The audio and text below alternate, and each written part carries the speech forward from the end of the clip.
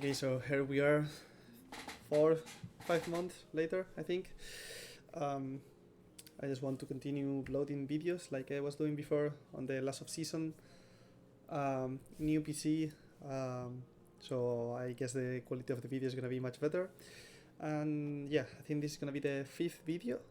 You have the other four on the channel, where I just gonna be like explaining the defense of some maps, so I can try to help or make some teams improve just by learning some few things. Of course, this should be more focused to tier 2 and premier teams, but who knows, maybe tier 1 guy watch this and it can help them. Um, Today is time for Abyss. We're gonna have like 3 main points. First one is gonna be like raw analysis of the map, how the map is, no matter what comp or no matter what ideas of the map you have. This is like how the map works. Then we're gonna be talking a little bit about compositions, both what the meta comp is, the comps that top teams are using right now, and one comp that I think is much better than the default or meta one. And for some reason, I don't see many teams playing it. And last part is gonna be just full explanation of how I see the defense, how I think you should be focusing your playstyle, and some little tricks like protocols and tricks for specific agents roles to make it easier. So yeah, let's just go. I'm gonna be using Epic Pen because for some reason when I use the normal pen of Paloplant it gets restarted, so I don't want to be restarting every time. If we see the map, we have like pretty basic CS map where you have one main that just goes directly into site. It's true that on B we have 2 entrances, but this one is the parkour that is like just one more entrance. People at the very first of the map were thinking that this was gonna be just like a solution to execute, and most of the teams wanted to like just run through there. We see many teams just fully executing through parkour, just trying to get this plant. So 2 entrance on B is the only difference compared to A, but it's true that on A many teams do this pathing, so whatever. And then one mid that just go directly into one link and other link, and one more that goes through city. So we can see this map like really similar to Dust 2, where we have the B main, we have the A main, then we have short, and then we have like this CT space that goes into B through CT and A through CT also. So yeah, pretty basic, simple map. There are no special things like TPs or doors like on Lotus or anything like that. What we can see, and if you watch Valorant, of course, you will know that everyone thinks that this map is really attack-sided. But what's the reason for that? The main reason is that if you see the sides, there are no many good positions where you can play. If we just see the A side, we just have this big box and this space, and then some weird off angles where you can just play for one and done, or maybe multi-kill if you have decent support from outside, or you're just superhero and you are able to get multi-kills in there. Same on B. You just have this space.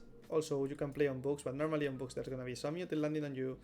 So for attackers to do an exec on both sides is super easy because there are only 2 positions and 1 position to really cover with util, and the other position should be just literally played by refrag, or as soon as you just put flashes or one recon or something, you should be just clearing all the off angles and hero positions. Also mid doesn't have much value, so teams on attack doesn't need to work the map that much around mid. Them having mid control or not doesn't matter, but it gives it all the ways the pressure to the defenders to just say, oh my god, they can be coming from flank whenever we're gonna start the retake. And on top of that, the rotation, if defense doesn't have the mid, is super late. Coming from here all the way to here is super late. So just because of all this, the defense have a lot of problems to be able to be winning rounds in a consistent way, unless they have like really good protocols. This is something that we will talk later. So yeah, those are the main reasons. Also, at the moment that you're going to be playing retake, the main problem is that on A, the only 2 places where you can retake skipping the fact that you can flank like on every map. One of them is through city choke point, and the other one is just dropping from heaven. It's similar to A side on Haven. The only difference is that here the choke point is bigger. It's not like on Haven where just with a stun or blast or molly or whatever you can just delay the flood. Here it's not that easy, but in the same way it's kinda difficult to just go all out from here, and then here you have to drop. So at the moment that you're dropping, you have this advantage. Same as here, more or less. You have to go out at some point. You have to drop, and here you have to just through a choke point. But on top of that, even if you're able to just do a good retake of the site, then you have to deal with possible plants where people can just play from main to fully spam. Doesn't matter if you smoke them or if you smoke the bomb, they can always play for lineups, they can always play for spam. So it's a map where you just don't really want to give them free site and free post plant, because then the retake is gonna be super hard. Of course, you can deal with many of these things by finding solution. Is what I'm gonna try to explain, how to make this move from a 70-30, let's say, attack sided to more or less like 50-50, depending on how bad the other team is in terms of protocols on post plans and executes. Maybe you can even put it like 40-60 towards you on the defense. So that's what we're looking for. I think that maybe we can go like in deeper explanation of things like how the map is like purely watching the minimap and watching the map and positions and everything. But I think that just by this explanation we can understand and get the point. When we move into comp, we can see on champs what teams have been playing. If we just scan through these, is that most of the teams are just playing this comp of Cypher, Sova, Omen, Jet, Keio, or maybe swapping the Omen with Astra. But if we see, most of these teams have negative win rate. They don't really win or double duelies with Jet, Yoru. But in general, teams that are playing Keio are not doing great. They all have negative KD. Well, they only played once, but whatever. So on the opposite side, what we see is that when we move into DRX, Fnatic, and Energy, who are the three teams that are still alive, that play, at least nowadays, they're still alive on champs, and that they play Abyss because people don't. They don't play this double initiator default comp. They just do something different. In the case of DRX, they play the double duelist, which gives you more chances to win rounds on defense because you have a double guy who can just literally be searching all the time for kills before they actually commit to execute. Plus Yoru gives you some extra thing of having fast rotation to have always three guys ready to fight for the site, which is not theory of this map, is basic theory of Valorant.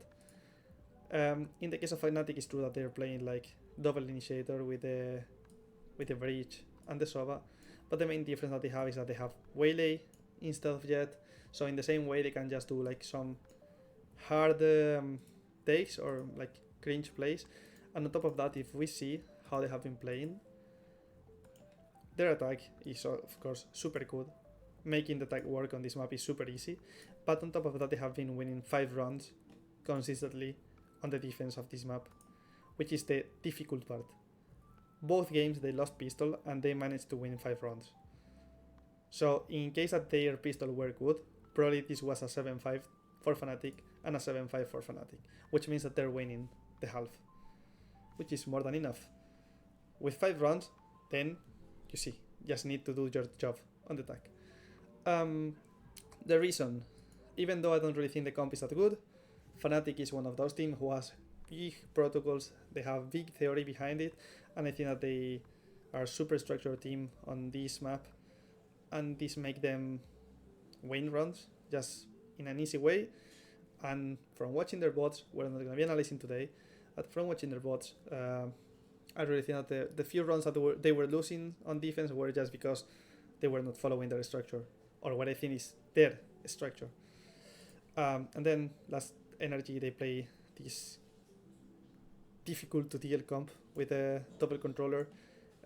Gives you a lot of value on the defense for the double smoke, for playing retakes, for flooding, for just denying information all the time. And the same, I think they have really good structure, which makes them feel comfortable and confident. So once we know this, I want to move into what I think is much better than playing this, is playing this, Triple Initiator. I think that when you play Triple Initiator on this map, most of the teams, doesn't matter how good they are or not, they should be feeling more confident, and it should feel more natural than just by playing the double initiator. Why? Because just by playing double initiator with this comp, Keijo has not enough util to just support your duelist to make big plays. And you need to have someone so good like Aspas to have this impact. Most of the team doesn't have Aspas on his team.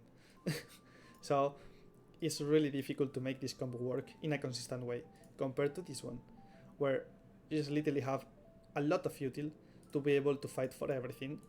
So you will never be in a situation where you just give them free side. And if you just give them free side, doesn't matter, because you still have 3 initiators that have util for just playing a super strong retake. So you should never have problems for dealing with this.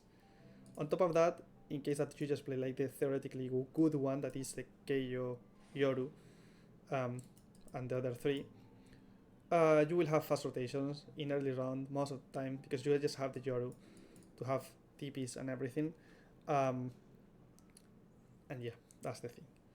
I'm not gonna explain all this comp, because then it will go like, instead of maybe 20-30 minutes, it will go to a 1 hour video. But it's easy to play this comp if you watch us, like not us, but if you watch previous BPL, playing it on Ascent. We had some good ideas that you can just literally copy that ideas and move it into Abyss. If you watch Vitality in Kickoff, were playing also this comp, I think, but with Jet, they were doing decent things, even though I think that they were only like using like the 40% of what this comp can do. But you will get that the comp is more than enough to win. Specifically, the good thing of this comp is that people are afraid of not playing Sentinel just because you can have gaps on the map. On this map, you don't need to be worried that much about the Larks, because if people are executing one of the sides, the Lark from the other side is going to be super late. By the time that he will have impact, you should be already retaking because of all the util that you have. If they would really want to go mid, you just need to be focusing on mid. That if you follow the protocols and the things that are going to be explaining today, you should not have problems. So once we talk about all these, let's move directly into the map. The first thing that we need to understand is that based on all the things that I said, this map is super difficult to defend. So you always need to search for some kind of advantage to make it easier for you to win the round. If we check Counter-Strike, there are some maps like Train or Nuke that are so city-sided. So are the maps where you see attack try to cook the most.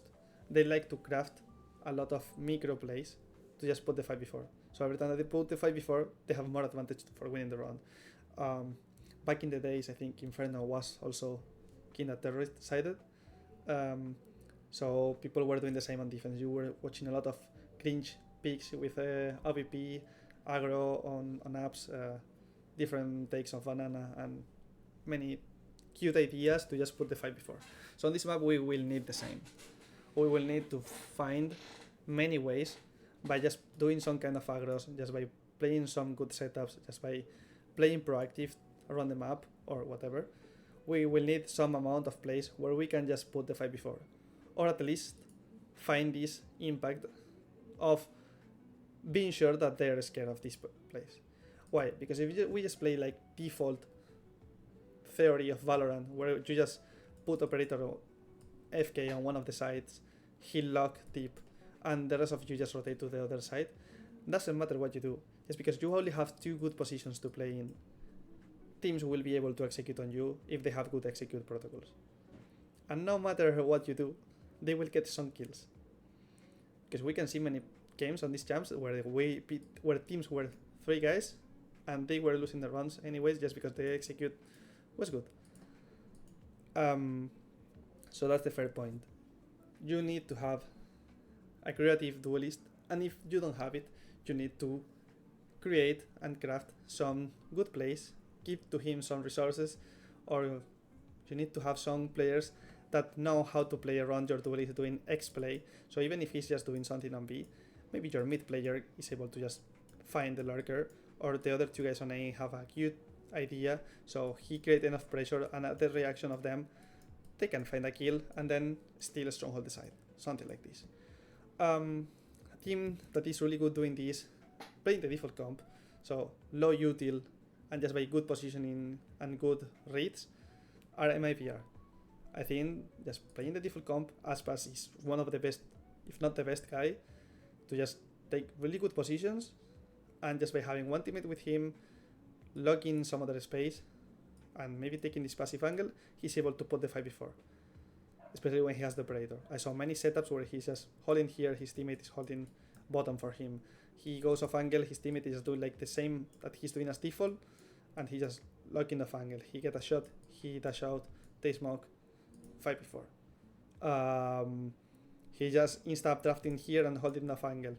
Shot, he goes out. Many plays like this. On Counter-Strike is so difficult because the amount of util that you have is always the same. On Valorant, just try to be creative, try to cook with whatever comp you're playing, but try to have this start of the round where potentially you will put the 5v4 every time. If you don't play proactive on this map, your defense is gonna be bad. The next point is how you set your players, because based on what we said before, if this map is like Ascent, like CS type of map, like Dust 2, you should have your duelist on mid.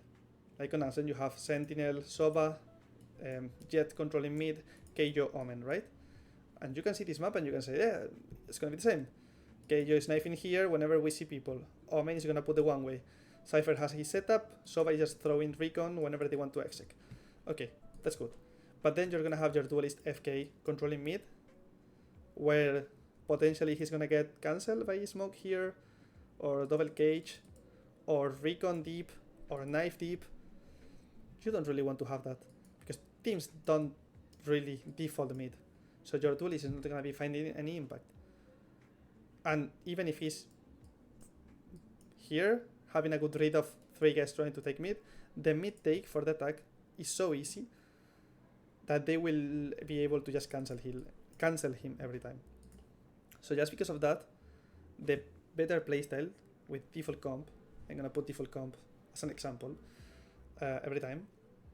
What most of the teams are doing is just swapping Sova into mid, putting the duelist on B. The reason you cannot really stronghold B, no matter what you do on B, you cannot really stronghold. So having a guy like, in this case Jett, if you just put Yoru or you put Chamber, even better, because they have the ability of making a play, of getting a kill, dashing out, and staying alive. So even if they don't play like fully proactive on one part of the map, at some point, even in 5v4, imagine that you play proactive, you get the kills, and then you move into this setup, you will have a guy that has the chance of putting one more extra kill and leaving without getting insta reflect. And at the same time, you have a Sova that has his util to be able to just trade util. So whenever the enemy Cypher, Astra, Viper, or whatever is creating this passive pressure on mid, walls up, cage up, smoke, or whatever, he can put some util like recon, he can drone, he can do whatever to just reclear this information and tell us if for real they want to split, he's trying to get insert, he's trying to go for the lark or not. If it was Sova here and Jett here, Sova cannot do this playstyle because he cannot play on site and have big impact. If he get one kill, he's gonna get traded probably. And Jett, if he get cancelled on mid, he cannot do anything apart from crossing the smoke, which in many cases will be just insta kill for the attack side. Then who you put with them, who's gonna be playing on B with the duelist, who's gonna play on A. doesn't matter. You can just keep swapping. There are some things that like to put Cypher with the Jet, so Jet plays in, he goes out, then you have the second guy with traps. So whenever they want to speed up after Jet dash out, he has trips to get kills.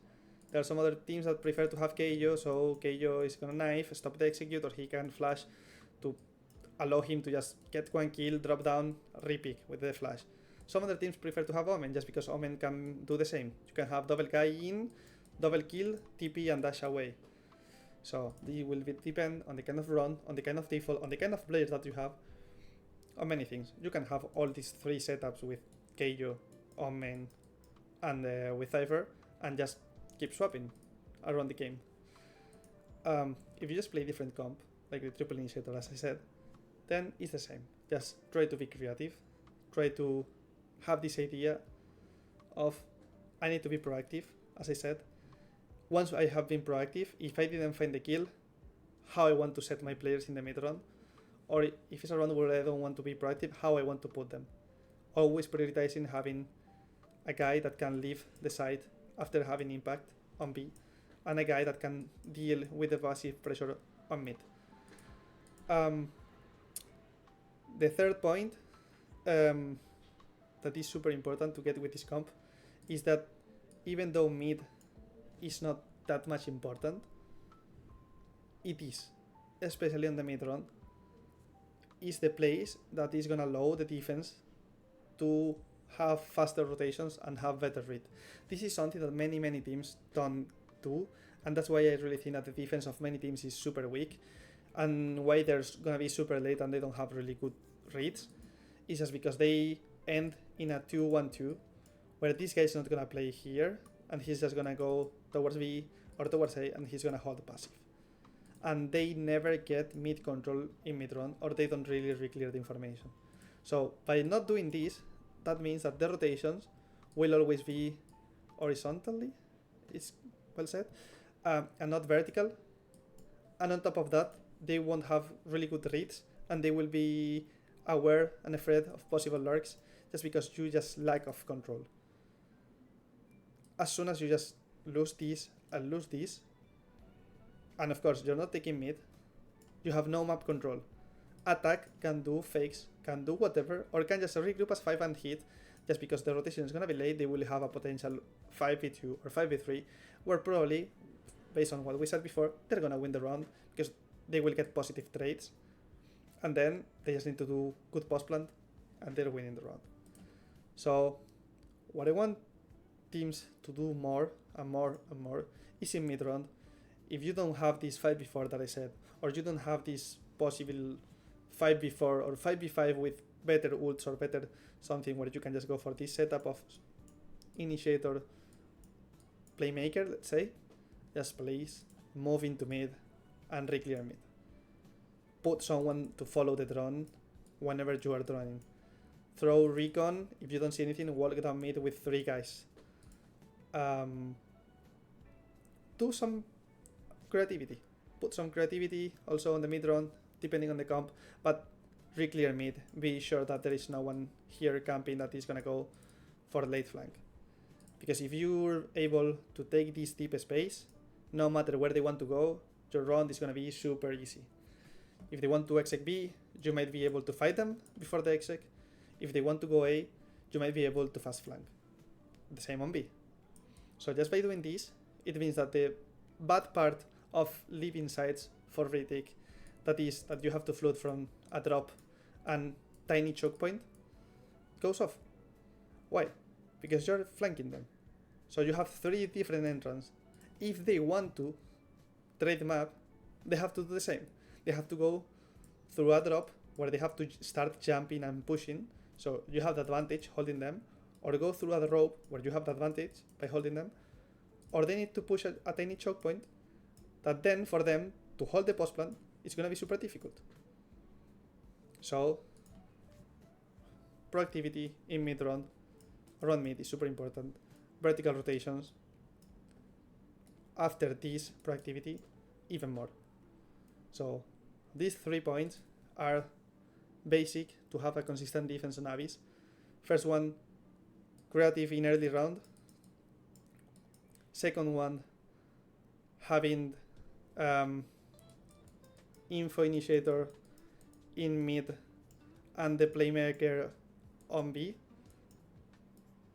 I didn't put this so good. Well, I said on B, but it can be also on A. But on A, you know, the Omen can more or less stop the execute, so let's say on B. Playmaker on B. And the third point, proactive in mid, in the mid round. These 3 points are super basic to be able to have a consistent Abyss on defense. With this, you should be able to just win or have enough amount of round, at least on tier 2.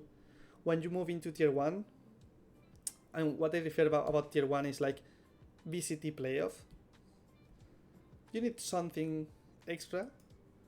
That is what I'm gonna talk right now, that are some protocols and some special things that you need to have for some of the players. First of all, your duelist has to be good on having reads, on having good ideas.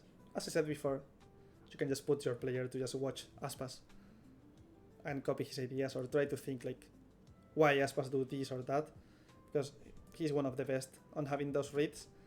There might be some other players, but I didn't watch bots, or I didn't watch games where I really feel like, okay, this guy has been good on every single round where he plays in the early round, having good reads.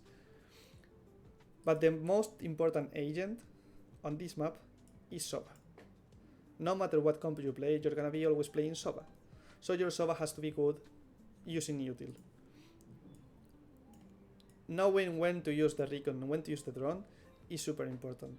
And just by following this rule, you will have free retakes almost every time. Because yeah, you're gonna be ending playing retake in so many situations, even if you don't want to.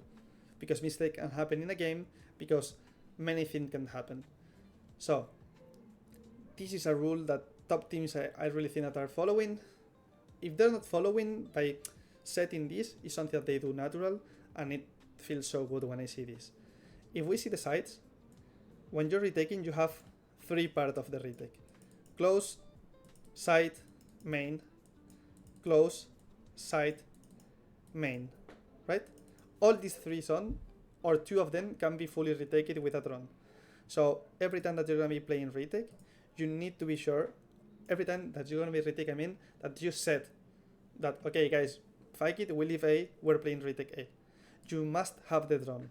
Or if you're playing triple initiator, the Tejo drone is also good. But you need to have it. Why? Because if you just have it, you're just able to drone full city, to drone full heaven, and this drone will give you the key information. So even if you have only one initiator comp, and you're playing with Omen, you might be using the blind instead of gamble where to put the paranoia, you will be just putting it on backside if you spot people on backside. If the drone gives you the info that there is no one backside, you're saving the paranoia for maybe side or maybe main, the same on B. And I put this case, but it happened with all the util. You will be saving your util for only the space where they're gonna be fighting. What's the good thing of this? That most of the team are not gonna be playing with one guy, 3 guys. Most of the team just hard fight for this, or for this. So if they're gambling for side and main, there will be no one breaking the drone in most of the scenarios. It's gonna happen the same here. Because it's something that teams for some reason don't do. Or they're not gonna be prioritizing shooting the drone to just deny the information. So just by doing this little thing of droning and saving the drone, you will have free retakes or more chances of winning the retakes. If you put this of drone, this idea of the drone, connected to the flank and the proactivity that we said in the mid round, you have a 10 out of 10 retakes. Because you will know that they're not playing here, so they're all stuck in there.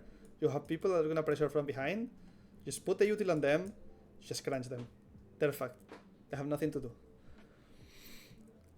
What happened when you use the drone? Because sometimes you will need the drone for retaking mid, in the mid round, of course.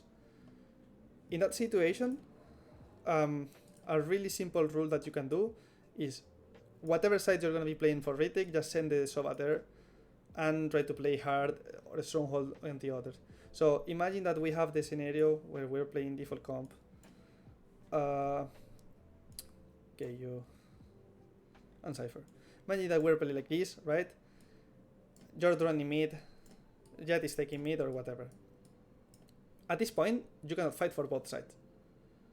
So if you just need to gamble something, and you decide to play one side for retake, just send your Killjoy towards A, play with these two guys on A, or send the Killjoy towards B, doesn't matter. But on the side that you're not gonna be playing with two guys, then the Sova is gonna go there, and he's gonna play for the recon. So even if you're leaving the side, you will always have some util to just stop the first hit, and then you will have the recon to just try to keep doing chip damage. If not, the recon on a free side is not gonna have any value. Like, teams will be just doing the execute, and they will be like, oh my god, there is no one trying to stop us. They will just take the side, they will take good positions, and then the recon, if you just use the recon for the retake, is super easy for them to shoot. The recon won't have the same value as the drone can have. So that's why you just want to put the Sova in a good position to find value for whatever util he has. And the same. You just play for the retake, okay, but maybe at the moment that they execute, you force them to waste some extra util, maybe you get kills spamming through, or just leave few of them low HP. And just by you creating that pressure will make them not feel comfortable on taking like super aggro positions or super good positions for the post plant, and you're creating enough pressure for your teammates to flank, or to just be on time in case that they don't want to go for the flank, to just be ready to flood. So with these two simple rules, your Sova will have impact all the game, all the rounds.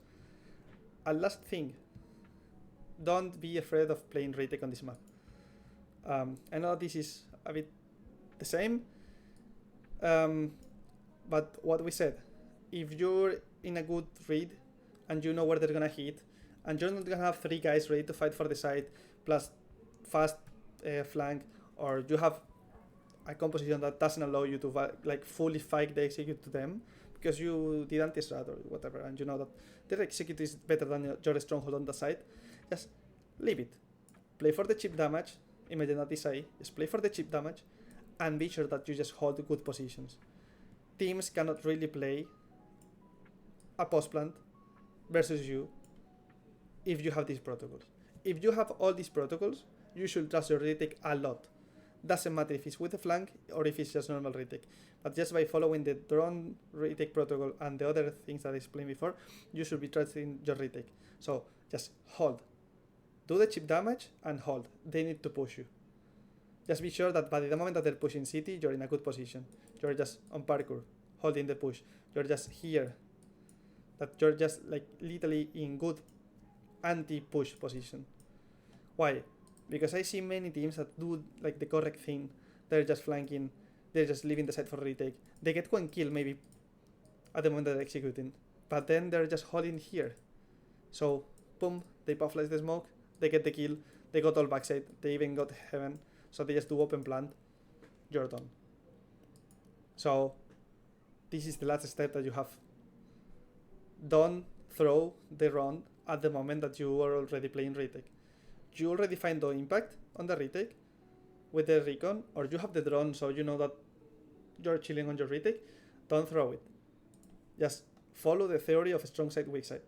Even if you're not gonna be flanking and you're gonna be all 5 man going from city, be sure that you're not playing until your teammates are with you. So take good positions, be sure that whoever is pushing you is gonna be dead. Simple as that. With this, probably you're not winning all the abbeys. Probably you're not winning 12 rounds because the map is how it is. Mistake can happen. Officials make players commit mistakes, but at least you will have some better theory and will make you be more consistent. So whenever you're playing with a team that has no big structure on the attack, you should be able to punish all these little mistakes that they will do. I hope it's not like a really long video, that everything is crystal clear. If you have any question, anything, just reach my DMs, put a comment or whatever. And yeah, and something I just remember, I know there are some videos that had I was explaining some concept, or I was trying to like talk and saying some concepts that maybe for some people are not super clear. I will probably try to upload a video explaining many concepts, both attack and defense. So whenever I say something or I mention something, it's clear for everyone. But yeah, until I upload that, any question, anything that you agree or disagree, just please come to me, talk to me. There's nothing that I like more than talking about Valorant. And yeah, see you on the next video.